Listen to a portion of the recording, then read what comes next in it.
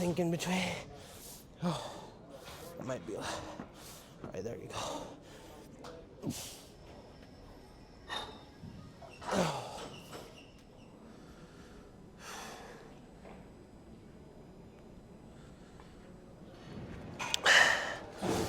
Doing more functional stuff today. Starting off with some reverse sled farmer carries. So doing a reverse sled with one hand and then holding a heavy kettlebell with the other.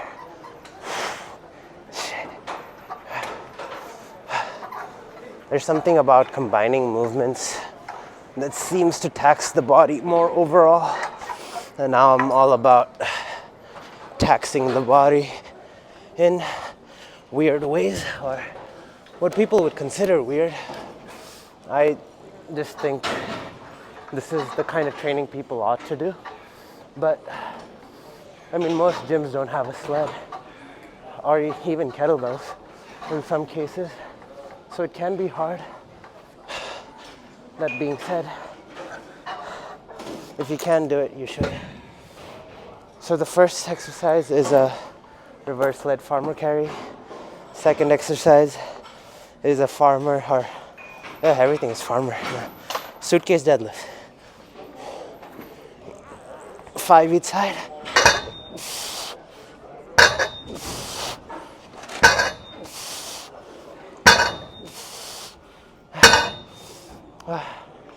Switching sides.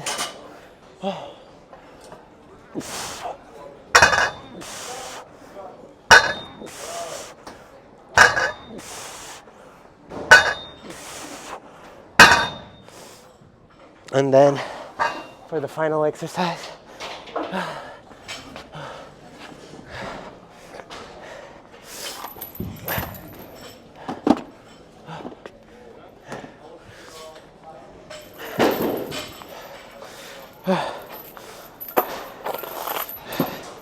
doing these dip belt squats. I find that it hits the groin a lot better, or the quads and the groin area. Actually, the groin. Whatever. Technicalities don't necessarily matter, but the inner part of the leg. Trying to keep a wide stance. Sink in between. Oh, it might be. All right, there you go. Oh.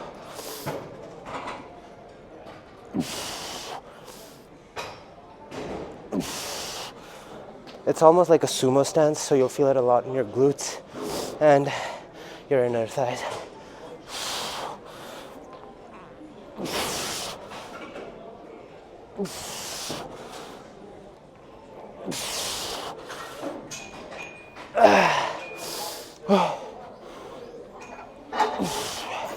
Oh yeah, that's the first circuit. All right, for the second circuit,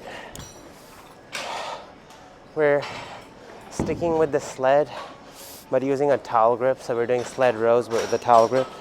The towel grip will increase the recruitment or the activation in the forearm. And one of my goals this year is to get big forearms. So I've been doing a lot of towel grip stuff recently for that. And then like doing a squat plus a row to like the squats to generate the power, but makes it a full body movement that gets your heart racing.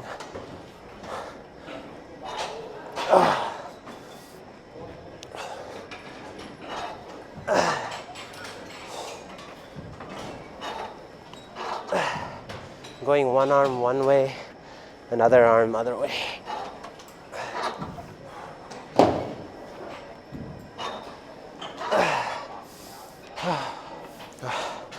For the second movement in the circuit, I'm doing so from the dip belt setup earlier, we're doing like a towel grip, alternate deadlift, and row. So deadlift, row. I'm going for 6 to 8 each hand. The towel grip again. Forces the forearms to be recruited more than the regular grip. And the weight is heavy enough for a good shoulder activation and a forearm activation, but it's still relatively light for the legs. But adding the legs component to it makes it work regardless, and it keeps your heart rate higher than if it was just rows. Also, having more muscle groups activated at once has been proven to increase growth hormone and testosterone release.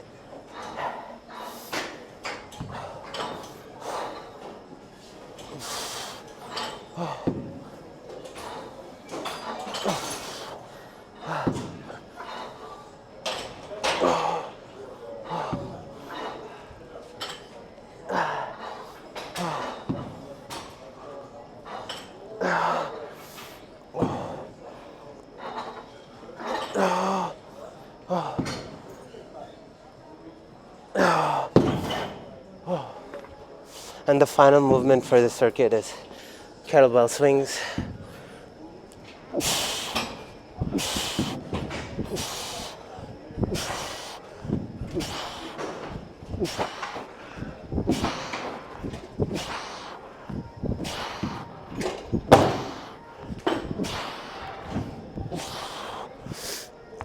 Going for 10 to 12. But yeah, that's it for this circuit. That was the second set. We're going for 5 total, like in the first one. For our final superset, before we get into some core and lower back kind of stuff, we're doing kettlebell swings staggered with a little bit of juggle and some jumps. The swings look like this. The juggle is like the twist and the throw that happens in between.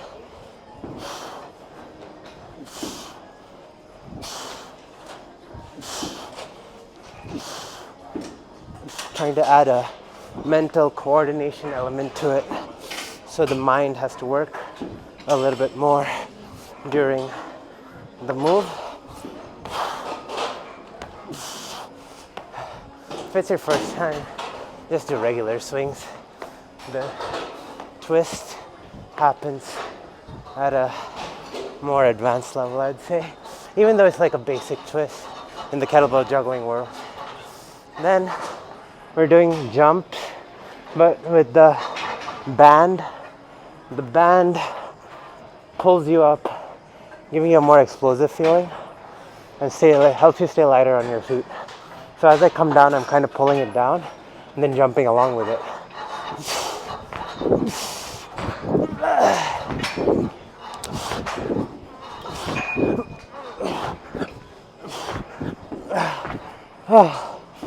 So yeah, that's a superset. There's a second set. Doing like 5 sets of this as usual. So we're moving into some abs. We've been here for a while, but this is the first set that I'm recording. Doing 3 sets, or maybe more, I don't know. This was the same thing that I did in yesterday's video, but I don't know, when something's effective, I'll do it often.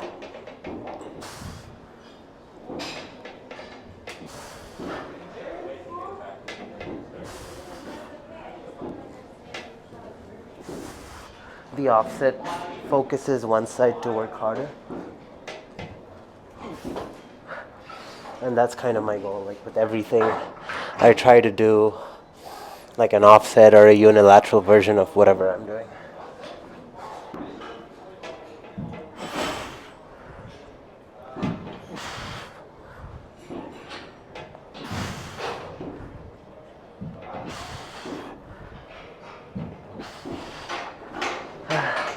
That was the third set of that. Lower back after. How many more sets of this? Not sure.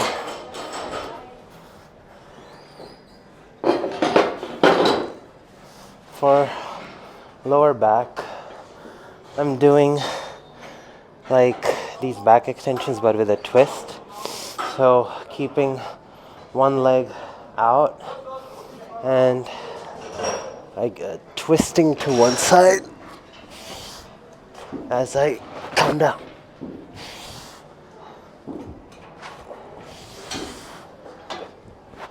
It seems to give a little extra stretch compared to just a regular one leg extension.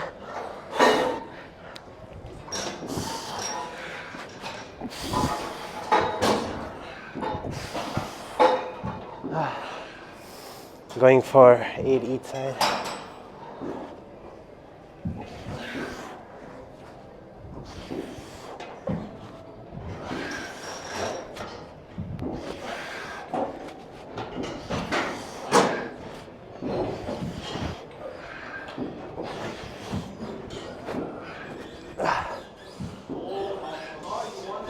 Yeah, that's it for the workout portion. Probably we'll do some posing or whatever after this. These daily videos and requiring a thumbnail has forced me to kind of take a check-in every day where I pose. I don't know, even though I had a lot of carbs yesterday, there just seems like, I don't know, I seem a little flat. And maybe it's because I just took a long time and the kind of stuff that I do requires me to sweat a lot. But, I mean, regardless,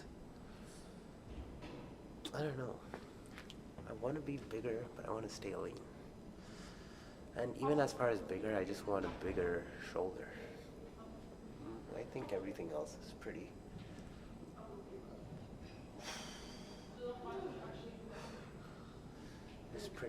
good. I don't know. And I think I have a pretty decent wide chest, good striations. I just want a little bit more cap delts. Anyway, I guess along with big forearms this year, let's try to get an inch or two in the medial delts. I probably need to do some rear delt work too.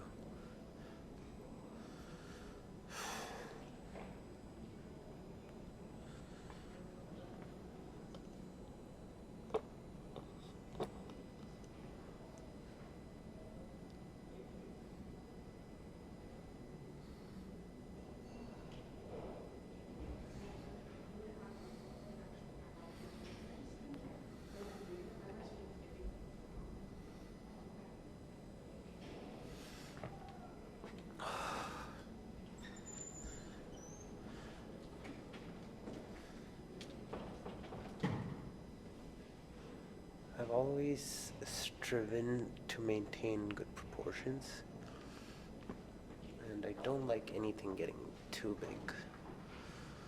And I think I've done pretty well for myself. You know what? I want to check something.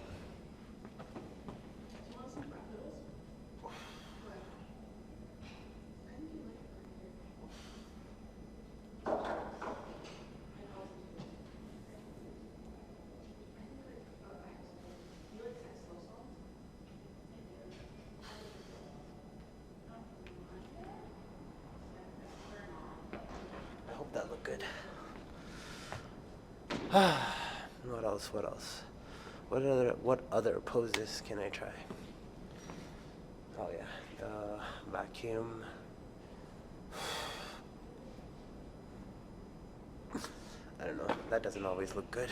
It depends on the lighting sometimes. Alright, let's try one of my favorite poses, which is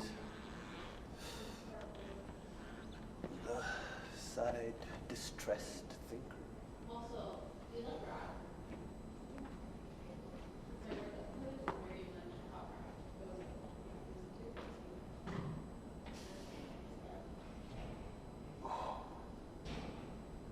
I hope that came out good. Alright. I wasn't too happy with how that last back turned out. Let's try that again.